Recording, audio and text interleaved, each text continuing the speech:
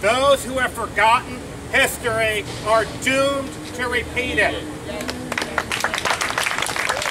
As a Native American, my ancestors were told, "We like your land, it's now ours." Now we are forgotten. As a Black American, my ancestors were marginalized, oppressed, while they built your country. The 1% is counting on you to give up, to lay down. Do not stop. You are a juggernaut. Those who remember the past are challenged to change it. All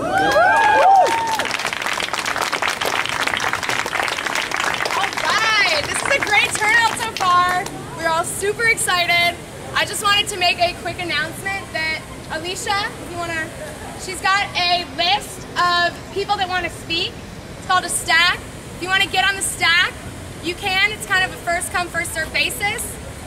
That way, everybody who wants to speak gets a chance to be heard. Yeah. Why are we not doing a progressive stack? I think that's a great idea. I think that's a good idea. A progressive stack, she asked me, why aren't we doing a progressive stack? And a progressive stack is the groups that are normally underrepresented get bumped up the list. And I think that's a fabulous idea. Absolutely. So, Alicia has the list. If you want to get on it, she'll put you on it. And my dear over here has another announcement. If you guys are looking for more information on when the next meeting is or when anything's going to happen, the website that you're going to want to go to is occupyrichmondba.org. There is another website, and I don't believe that's being used anymore. You can also email occupyrichmond@gmail.com to be put on an email list for all the general information. The definitive date is October 15th. The date and time and location, all that is going to be discussed at the next meeting, which is on Sunday at 4 p.m. in Monroe Park.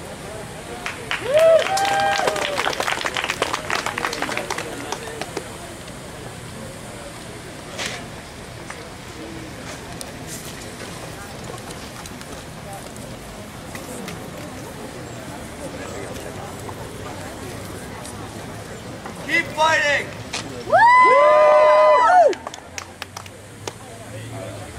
I just want to make a quick thing, say something real quick. We are starting to organize smaller work groups and subcommittees. We have a little station up at the brick wall out here. Right now we have media, sanitation, safe zone, police liaison, medical, and kitchen groups. So if you feel like you have skills or talents that would help in those groups, or if you want to make your own subcommittee that you think would be beneficial to the group and to this movement, please feel free. I think we still have some poster board and markers. We have sign-up sheets. So all that committee stuff is going on behind us right here. Please do that.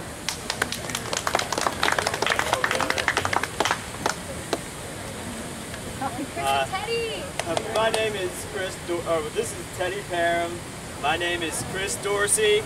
I'm glad I'm following speakers who talked about the law of the 7 generations, the great law of peace of the Iroquois Confederation, which is the basis of the rule of law. The basis of the United States Constitution is the great law of peace of the Iroquois Confederation.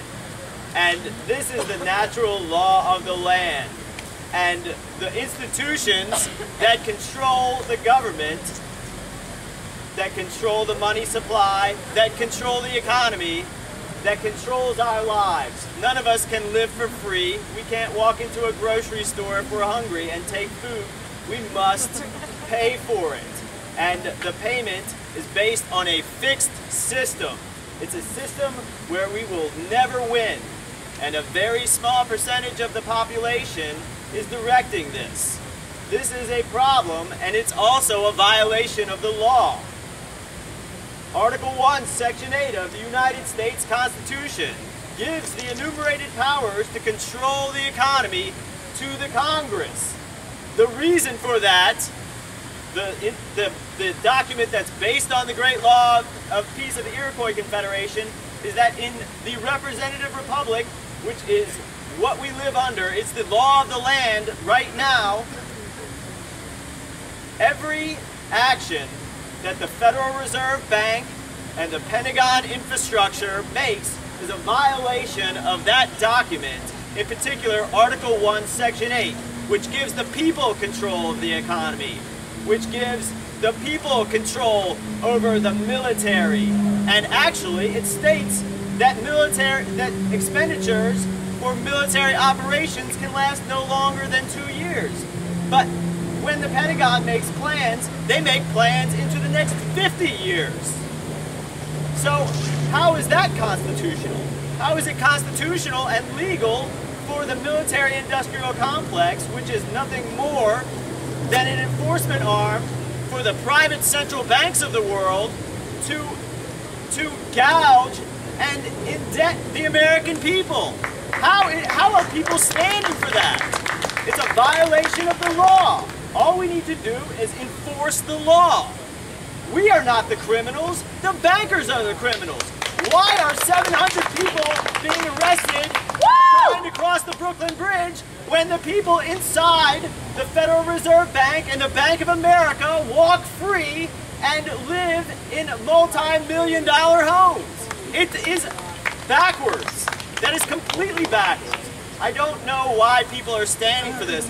I will not be arrested. I am calling, and many others are calling for the arrest of the leaders of the institutions that control the United States government. They are fugitives from justice. Woo! They are criminals.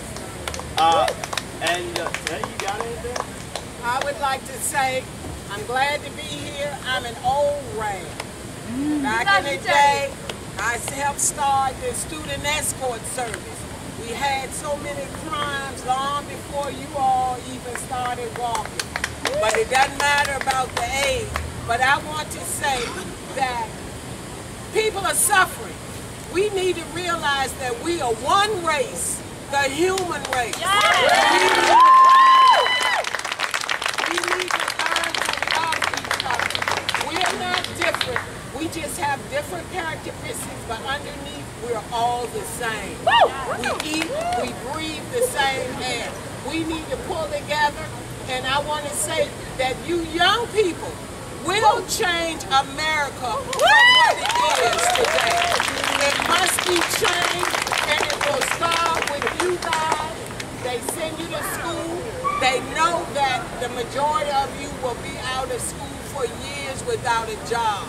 They don't tell you this. The Department of Education is banking on each one of you to take out a loan so that they can call you and harass you. The bottom line is when you come out, you need to be creative. You need to come up with new ideas. The old ideas suck like some of the old people. It's time for a change in America.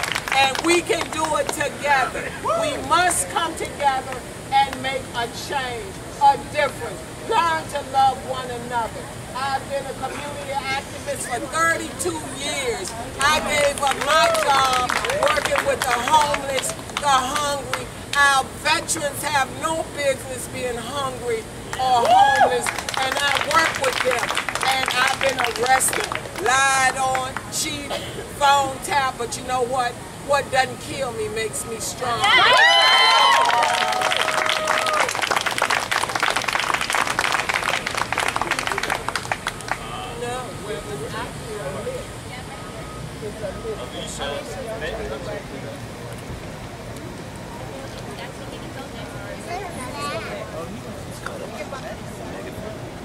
Well, basically,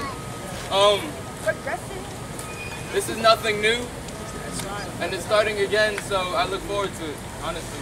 Thank so you. Just keep You going. all remember, the future depends on you. The old ideas, the old ways, people are still enslaved today. There is still legalized slavery going on. The people in Congress, we need to cut this damn salary for 3 or 4 years. They have gotten too high on the damn hog. It's time for us to pull them down. They got to go. And we can start right here in Richmond. We got to get those officers out of city council, which is a joke. That's what I said. They are a freaking joke. They only care about themselves. They're eating steaks while the homeless have nothing. We got to learn to love each other. They're depending on you and you and you. Thank you.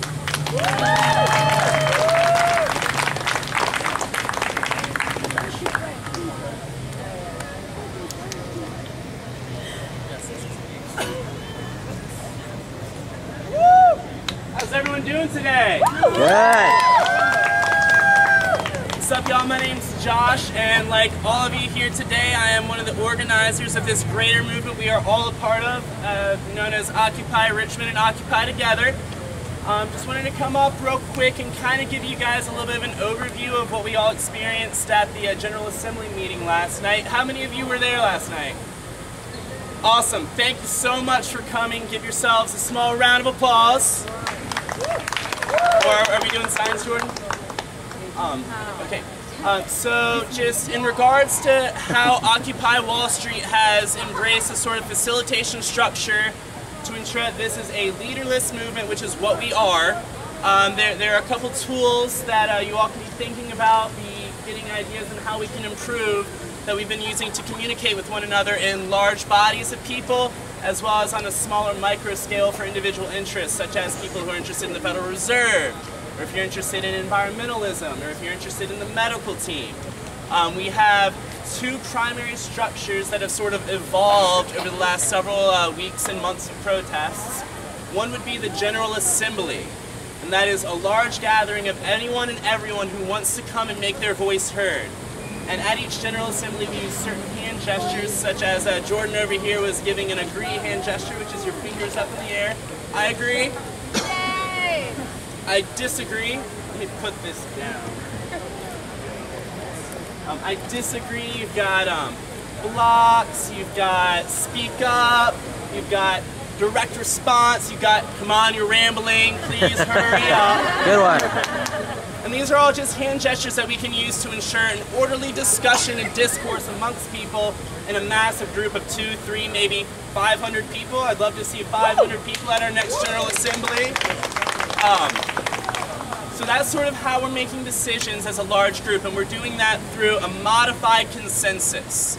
And that seems to be what everyone came to the conclusion of last night, and of course that can change if everyone decides it should change, and that means a 9/10 vote. So 90% of everyone in attendance has to agree on whatever it is that's being proposed for us to adopt that as sort of an official Occupy Richmond stance.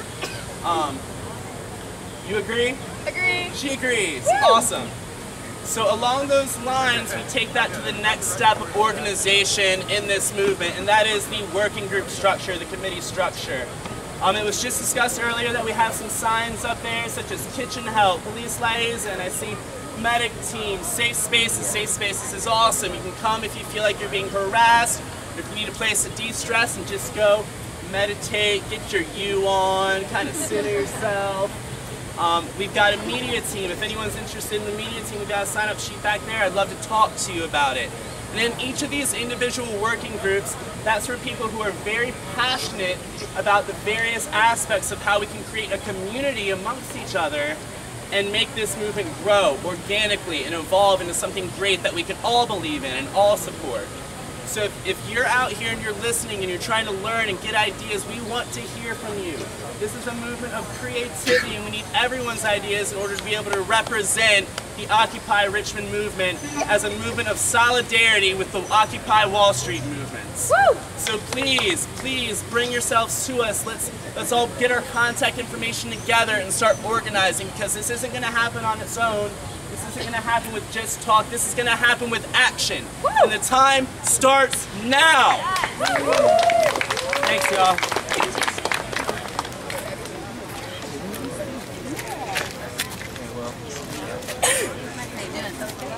It's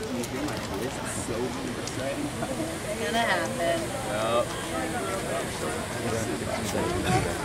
Fine. Yeah, I got a good amount of sleep. Hi, I'm Maimuna. Hello. Hello. We're here in solidarity with the people who went to Wall Street and filled it. Now, if you saw a movie earlier, you remember that Michael Moore came to that same place with crime scene tape because a crime was being there perpetrated against the American people. We're the American people. Woo! And I think for a long time we've been sold on the idea that our role as the American people is to live our lives, go from day to day, and that up in Washington, in Wall Street, in the banks, in the army, there are people who know better than we do. There are people who have the answers. There are people who have a secret understanding of how things work, and we don't know how things work. These people thought that it was a good idea to have us in 2 wars for 10 years, and that we couldn't pay the soldiers who came home from those wars. These people are the people who said that an economy that was based on borrowing from people who don't have money to people who are lending the money was a sensible equation. We had those people say that while we're a country of 400 billion, we have more people incarcerated. I'm not talking per capita. I mean raw number of people incarcerated than they do in communist China. I think we're talking about a government that thinks it's a good idea suddenly, after the last 50 years, to balance the budget. And the way to balance the budget is to cut the penny salaries of people who are teachers, people who are I almost said lawyers. I tripped up on that one. People who are teachers, people who are officers of the law, people who are firemen, people who are doing real work. Their salaries should be cut.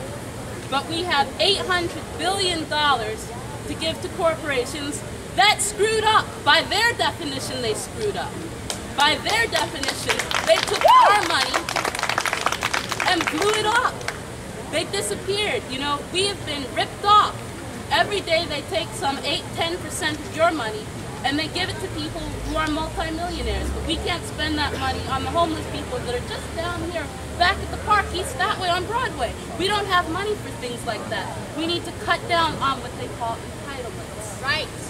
Yeah. They call these things entitlements. Now, the entitlements, what they like to call, are things that come from the Great Society, and people had the basic idea, you know, you do honest work for an honest wage, but you can get in trouble. And as a people, we're going to support those who are in trouble, who are less fortunate, who can't make it on their own, to get a small boost. But they call this now entitlement. They call Social Security, which is worse because that's paid out of your paycheck. Every year, they take the money out of your paycheck and they put it to Social Security. And now they say when you're retired, you don't get that money. Your dad's not getting that money. You can dream about that money. I think we've had enough of saying that the people in charge actually know what they're doing. I think we've had enough of being told to go home, to wait for some president, to wait for some government. God help us if we're waiting for Eric Cantor, but to wait for someone else to do the work of democracy for us, because we don't know enough. We do know enough.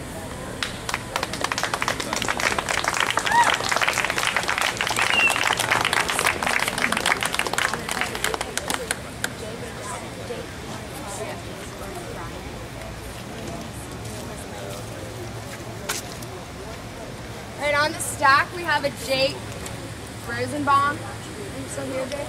Oh, that's not here. Brian Halstead. My dear. Hi, everyone. Hello. My name's Jordan. I was one of the facilitators yesterday at the General Assembly meeting for like the first hour. I just wanted to share with you all, because it looked like not a lot of people here were at the GA meeting last night. I just wanted to share with you what I experienced and what I saw at Occupy Wall Street. I was there for a total of about 3 days this past weekend, and it was amazing. The sense of community there was just phenomenal. If you needed clothes, there was clothing. If you needed food, there was food. If you needed tampons, there were tampons. Anything you needed was there for you. They even had one working group for free tobacco. So if you want to make your own working group that would provide free tobacco, do it. If you want to start a working group like they have in New York, they have one, Black Progressive Thinkers. Start it. If you want one that's just like people that like tattoos, then start it. The working groups help to find people who are interested in the same thing and want to help do similar things for the movement. Another thing I want to stress is that this is a peaceful movement. And last night we did see a lot of aggression, which is understandable because there were tons of really passionate people out there. But we need to remember that we're all here for the same reason, and this is a peaceful movement, and there's no reason to get mad at anyone. If you disagree with something, get on Stack and speak about it. If you disagree with something, block it, which is another thing used at General Assembly. And if you go, we'll explain all those hand signals and everything. So I just want everyone to know and remember that this is a peaceful movement, and we're all here for the same reason, and help to make it a great, loving community like what I saw in New York. Thank you.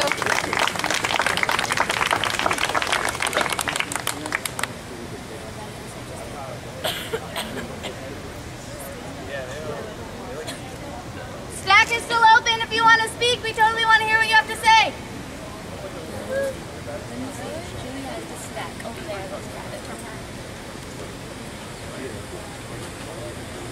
Does anybody want some chips? I'm serious. I don't want the best. Tortilla chips. I ate all the hummus stuff.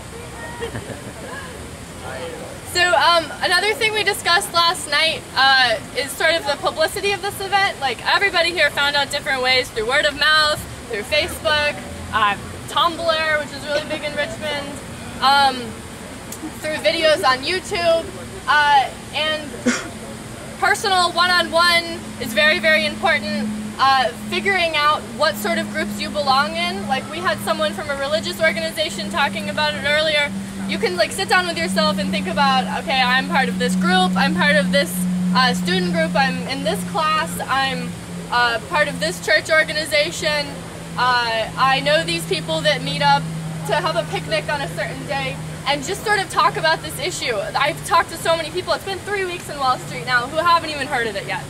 We're like, oh yeah, we're in solidarity with Occupy Wall Street, and they're like, well, what's that? They still don't know. So, and a lot of media, even though the media is starting to pick up on it more, a lot of it's still downplaying it. So just personally think about how you can get the word out more.